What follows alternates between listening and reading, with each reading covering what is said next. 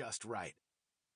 The place was a rundown warehouse, old, dirty, industrial. The dude throwing the party took my $5 and I walked in. Techno was blasting out of a wall of speakers stacked one on top of the other. Dozens of ravers climbed the speakers and were getting their rave on, some wearing cat-in-the-hat hats, baggy rave gear, day-glow beads, and Mickey Mouse gloves. This mass of partiers was swarming the big black speaker boxes like ants attacking a piece of candy. This wasn't like any concert I'd ever been to. Everyone wanted to be as close as possible, some with their heads right up against the speakers. They didn't want to just hear the music, they wanted to feel every beat. I stood there trying to wrap my mind around what I was watching. It wasn't easy because I was peaking on LSD and I only had a loose grip on reality. I can't remember a lot about the night, but I know that by the time I left, I was hooked. When's the next one? Count me in. When we finally walked outside, someone yelled, "Look, all the cars got broken into." My heart dropped. I looked up and saw that all the car windows up and down the street were shattered. Not only that, but it looked like someone had taken a baseball bat to all the car bodies, too. They were totaled. But when we got closer, we realized that nothing had actually happened to them. We had been hallucinating from the high of the LSD. We looked at each other and started laughing. This was my introduction to the LA underground rave scene, and it was sick. Sometimes I wonder how I survived it. How can I possibly still be alive? And I'm not talking just that event, but all the years of partying. I have way too many friends who didn't make it. It wasn't the raves that took them down.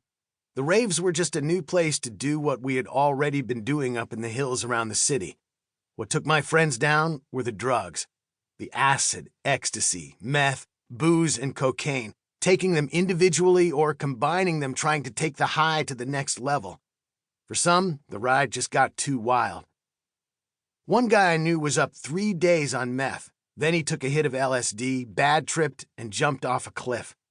The cops made me identify his body. That was my junior year in high school.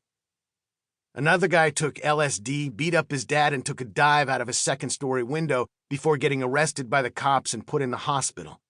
Years down the road, I was almost a casualty like them, but God's grace saved me from an early grave and gave me hope and peace and purpose.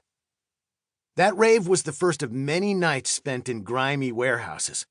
Once I went the first time, I was all in. I kept going back. It was unique, it was underground, and it was illegal. That was my vibe. It was LA Underground, and I couldn't get enough. I grew up like a lot of other Southern California kids. My family lived in Laverne, right next to San Dimas, where they filmed the famous Bill and Ted's Excellent Adventure.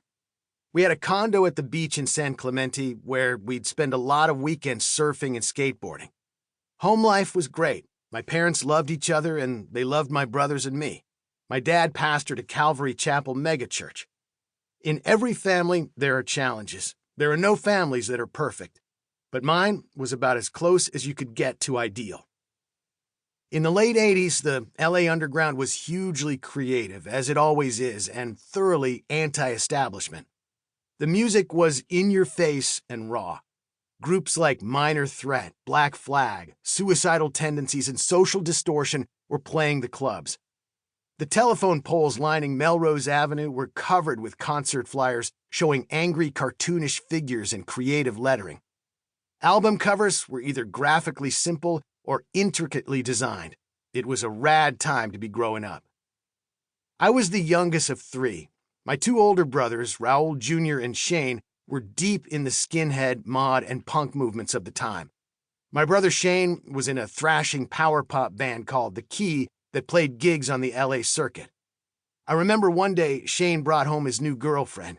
He introduced her. "Hey, this is Gwen Stefani."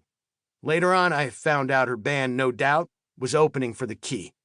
It seemed like every day there was something new to see or to experience. I was a skater and a surfer, and I was surrounded by the music scene and the counterculture. Punks, mods, skinheads, and rude boys were always coming in and out of the house. A bully picked on me one day, so I had some skinheads on their Vespas pick me up from middle school. He never bothered me again. I loved the do-what-you-want rebel mentality.